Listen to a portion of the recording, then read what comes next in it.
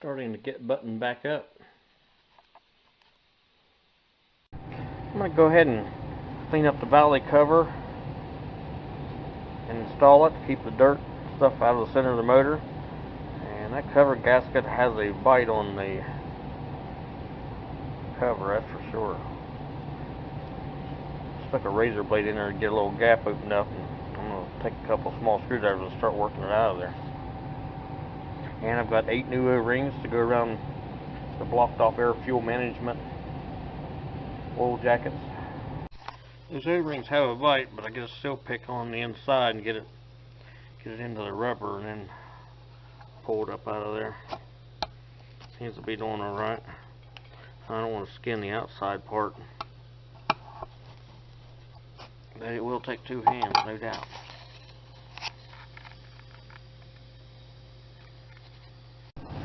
I'm installing 8 new O-ring seals back into the cover.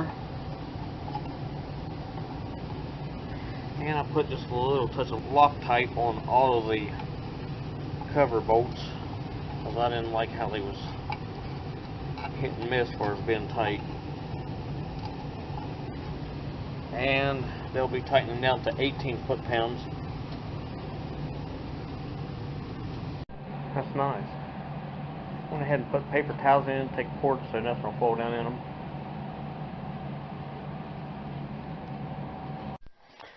I've wrapped a 6-inch piece of 2x4 in plastic and stuck it between the outside block housing and the first counterweight.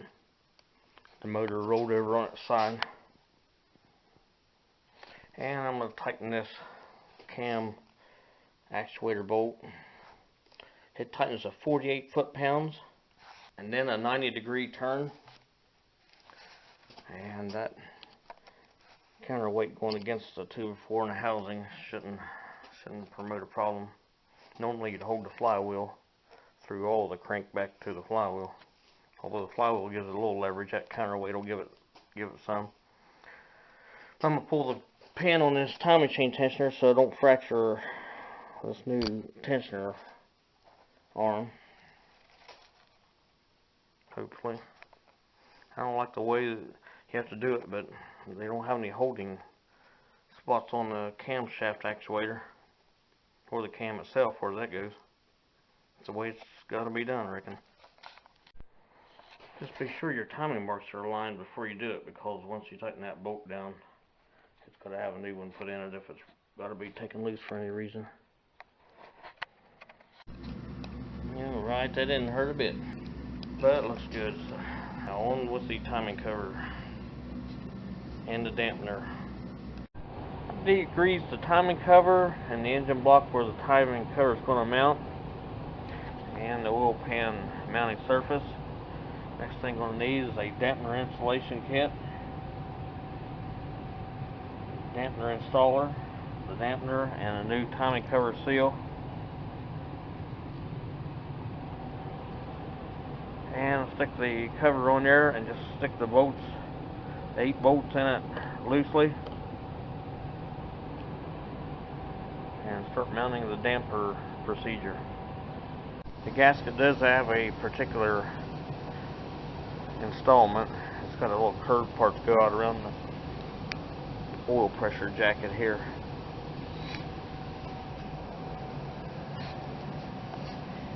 Right there where this freeze plug is, it'll curve out around that. And the gasket has to match this curve on the driver's side of the block. Make sure there's no lint, fuzz, dirt, grit, whatever. If so, wash it out with some brake cleaner, and you can put a little lube on the chain. It's tacky, but it can be put in with the motor upside down from the oil pan area, worst case.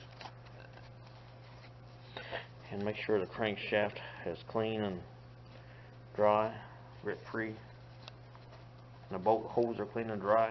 I've stuck 4 bolts in the cover, 2 at the top and 2 at each leg on the bottom of the gasket.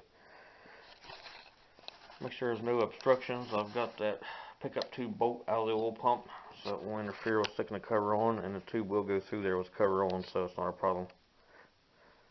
And I'm going to go ahead and mount it onto the engine. Leave the bolts loose. If you've got the timing cover alignment tool, you can skip a lot of this jizz, but you can see why it's a problem to just fasten the cover down. It does flop around a moderate amount.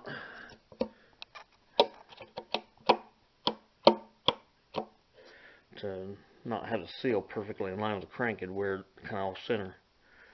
I don't know how fast, but I wouldn't want to push it. So I've got the cover over, it'll flop around. I've got 4 bolts down so that there's a little bit of movement under each of them. And I'm going to start mounting the dampener. Check the damper seal area for any significant damage. It'll be going in there dry. I probably will put a little WD-40 on the crankshaft to help it along the crankshaft, but the seal itself will stay dry. I got the dampener where it needs to be, and supposed to stick the old crank bolt in there and pull 240 pounds on it to settle the dampener, then install a new one down to 37 foot-pounds, and then give it a 140-degree turn, and that'll stretch the bolt and put the pressure on the dampener.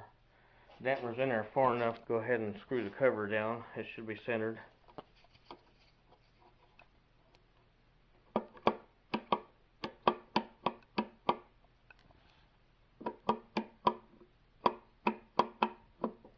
Where it wants to be. Just make sure it's not sticking out. Should be about flush with the oil pan anyway.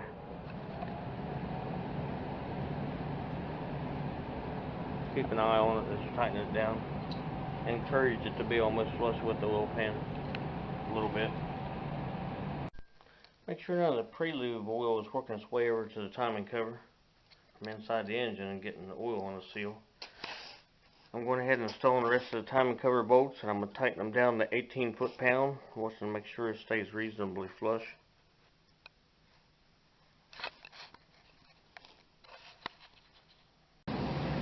I've rolled the motor over on its side, and I'll probably turn it on over a little bit and pour some of that 60-40 oil mix and oil treatment down into the oil pump, and roll the motor around once or twice to get it saturated in the oil pump housing. Now I'm going to stick the windage tray back on it and tighten all the nuts down to 18 foot-pounds, except for 2 of them that the pickup tube's on, and install a new O-ring with oil on it into the oil pump housing with the pickup tube, and tighten the 10mm bolt in the oil pump housing to 106 inch-pounds. Then the 2 nuts on the pickup tube to 18 foot-pounds. After I degrease the block, feed me.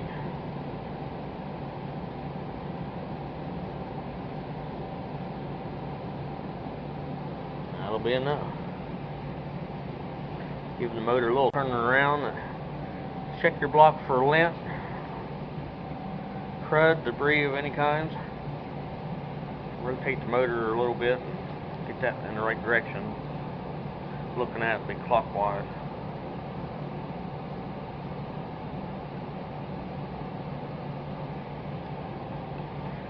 Shadow the motor with a light, see if there's any foreign particles, keep them out of there.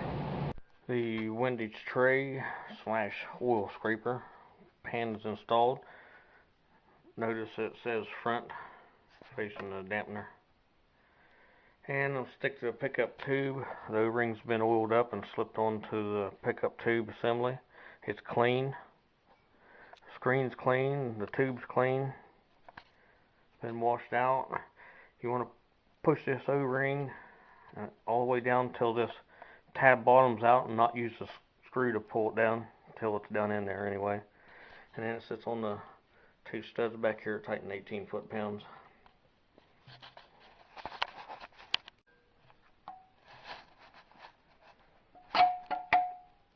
Went like a lamb.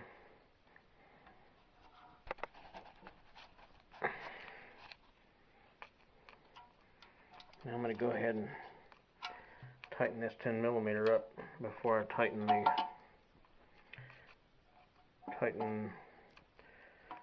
13s up.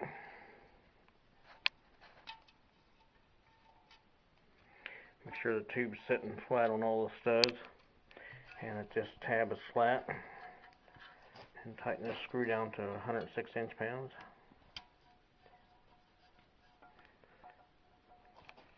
And I'm going to degrease the block so I can get ready for the oil pan and pull these paper towels out of the oil jackets. Truth be known, that 10mm bolt would be a good place for a short stud with a self-locking nut on it, so you can get that thing loose without pulling the oil pan off, and back up in there anyway without pulling the oil pan off. If we just had a nut on it, catch the nut, slip the tube down out of the oil pump. That's nice.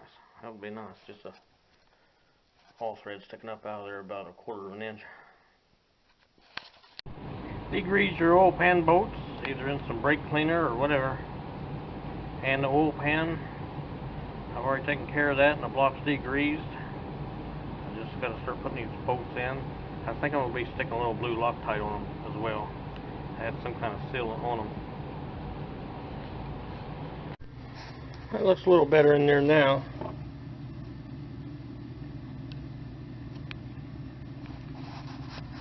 Than it did.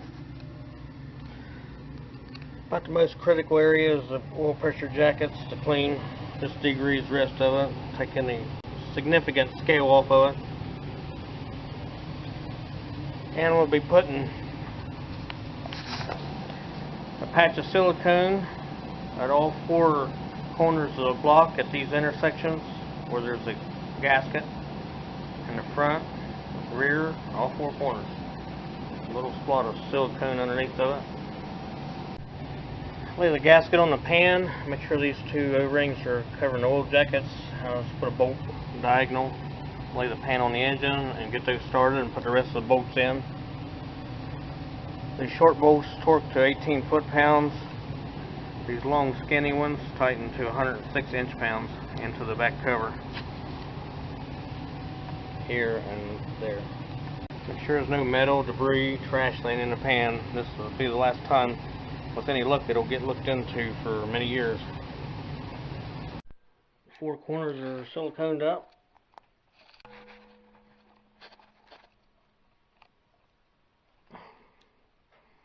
Should be good to go. All the oil pan bolts are in there loosely. Pay attention to the back cover. The oil pan cannot stick out past the engine block like it is. It's just on a little bit. So just knock it forward a little bit. Flush is ideal. It's a little too far. Both sides.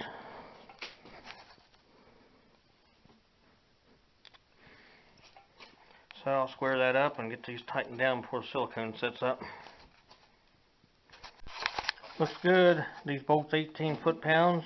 These little ones and the oil pan 106 inch-pounds. Make sure the pan is flush with the, at least not past it and not behind it by more than 2/1000. This straight edge over here, I took a straight edge and went from this bolt hole across this machine surface to right there where the starter mounts or the engine pullers mounted. Had a good shot there, so in business.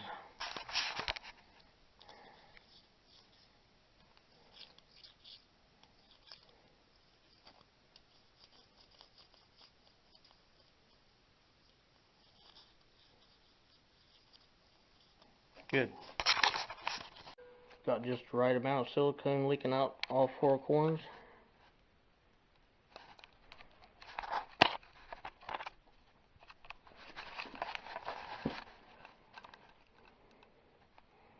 Textbook.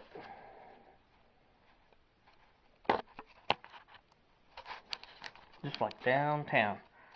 Now I'm going to go ahead and take this oil filter line block off and replace the gasket under it. a little gray metal shim, that's all it is. These oil line block off bolts tightened to 106 inch-pounds. Well, I'm going to check for any debris in the head and go ahead and install the push rods and the rocker arms. As from previously taking the motor apart, this is a box with the push rods in it, and each cylinder is numbered and their direction. That's nice. I'm going to dip each push rod's end into this little bit of oil in a cap. I've put just a touch of oil on all the valve stems. And we'll start installing this bank push rods. And I've run all the bolts down to just about halfway.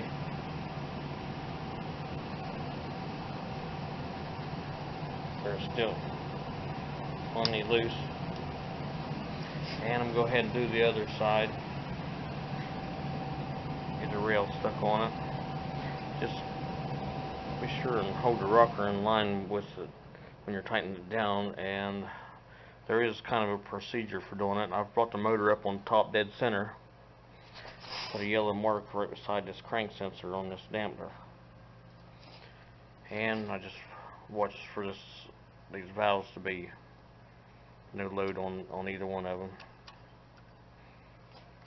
And that's looked in the spark plug hole for the piston to be up top. So this will top dead center, and the exhaust valve will be on number 1, will be one of them that gets tightened down on top dead center 1, cylinder 1. I'm going to go do the other side. And this will be the specs. For number 1 on top dead center, the exhaust rocker arms can be tightened down on cylinder 1s and 7 on the driver's side, and exhaust rocker arms 2 and 8 on the passenger side. And the intake rocker arms 1 and 3 and 5 on the driver's side and 4 on the passenger side. After those are tightened down, rotate the motor 360 degrees, which is 1 turn, and then tighten the exhaust valve on cylinders 3, 5 and driver's side, and 4 and 6 on the passenger side, and intake rocker arms 2 and 6 on the passenger side, and 7 on the driver's side, and 8 on the passenger side. The ultimate torque specs on the rocker arms will be 22 foot-pounds. It's looking a little better now. I went over these a couple of times, rotated the motor over, just went over it again, and some was a little sneaky about not settling down first time around. So it's best to recheck them. I'm just going to pour a little bit of oil through each rocker arm on both sides, just to lubricate the rollers. I've lubed the rockers all up, and I've rotated the engine around 4 or 5 times, just to make sure there's no interference and no problems with the cylinder area.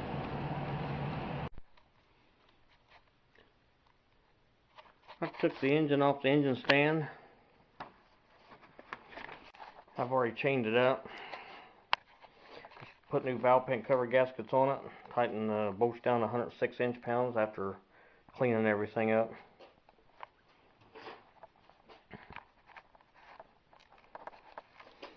Put new engine mount on. Those engine mount bolts tightened down to 37 foot-pounds. 48 foot-pounds on the frame. And rear seals installed. I degreased the bolt holes in the crankshaft, and I put a trail of blue Loctite in all the threads, at least half the distance back. I degreased the flywheel bolts and wire brushed them off. That's a little something I picked up a long time ago to hold the flywheel, especially when there's nobody else around. Just put some vice grips on the side of the gear. Doesn't hurt it, as far as I know. I mean, I haven't had any trouble out of it, but it holds a bunch of pressure for not even clamping it like super hard, I guess. Yeah, it doesn't leave any but negligible places on the flywheel, so it's not a problem for it. It's looking like it's starting to come together finally. I guess I'll pick it up and start sliding it back in there. The dampener's on it now, so I might have to put it in a little bit steeper of an angle to get the dampener past the radiator support. Make sure none of your flywheel teeth is missing or beginning to start miss or anything. Seen some dandies out there. And I've already cleaned the manifold up and the manifold ports on the head for the exhaust. And there's still one in the Denali. I've got to run a rough composite sand disc across it. That takes the rust off and scale pretty good. And just make sure the manifold's within 4 or 5 thousandths as far as being warped or replace as needed.